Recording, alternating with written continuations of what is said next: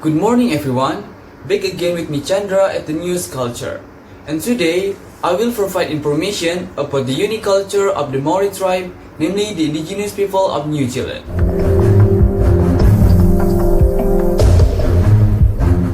New Zealand is a country located in the southwest region of the Pacific Ocean. New Zealand is divided into two islands, namely the South Island and the North Island. The two islands are separated by the Cook Strait and also by several small islands. Besides being famous for its very beautiful natural scenery, New Zealand also has indigenous tribes that are unique and have some similarities to the Indonesian people, especially those who live in the eastern part of Indonesia. Want to know what's so unique about it? Let's see together. The first is Kapahaka. Kapahaka is a traditional Maori dance performed in the battlefield. This dance serves a symbol of pride, strength, and unity of the Maori tribe. The movements include foot stomping, tongue sticking out, and body clapping accompanied by loud singing. In this dance, dancers usually use traditional weapons such as taihaha, a kind of spear, and patu or mace. Until now, Haka dance is still performed such as during Maori ceremonies, celebration to welcome guests, and other important events such as family events, birthdays, or weddings. Second is Toi. Toi is a visual art of the Maori tribe, and there are three arts that stand out from the Maori tribe, namely the art of weaving, carving, and tattoo painting. These art forms are more than just decorations, but are also deeply spiritual in nature. Prior to the arrival of Europeans to New Zealand, carving, plating, and tattooing became a means of recording and conveying information about their history, ancestors, and legends. Let's discuss one by one.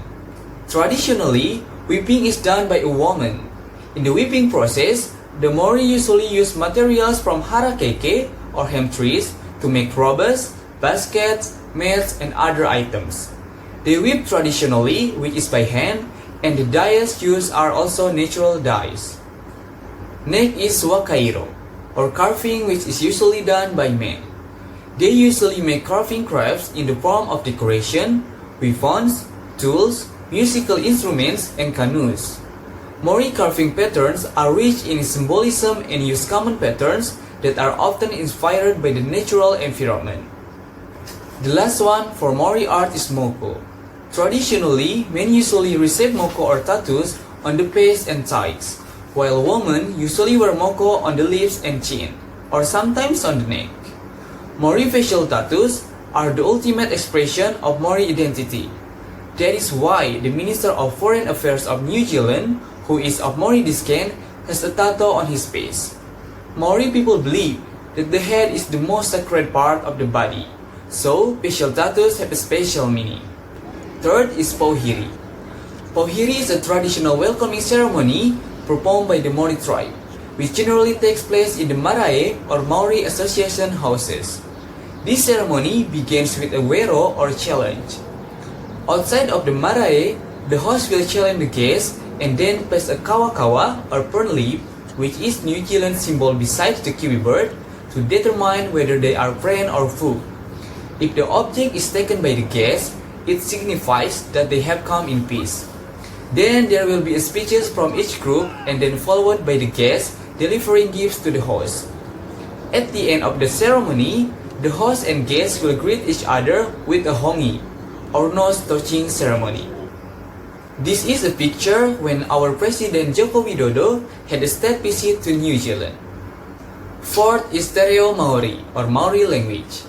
When visiting New Zealand, we will very often come across the Maori language because most of the place names are in the Maori language. And uniquely, there are many similarities between Maori and Indonesian, both in terms of pronunciation and meaning. Here are some Maori languages that are similar to Indonesian. Number 1, aha and apa. This word that is often used to ask questions is similar to the Maori language. The difference lies only in the middle letter, in Maori aha, while in Indonesian apa. Number 2, hua and bua. If you like to eat fruit and are traveling in New Zealand, which is famous for its kiwi fruit, all you have to do is say the word hua, which at first glance sounds similar to the word bua in Indonesia. Number 3. Ia and dia. The word used to designate other people or object has similarities with Indonesian. The only difference lies in reducing the D in the word dia and becoming the word ia in the Maori language. Number 4. Ika and ikan. The skill-breathing living creature is called ika in Maori, while in Indonesian it's called ikan. Number 5. Rangi and langit.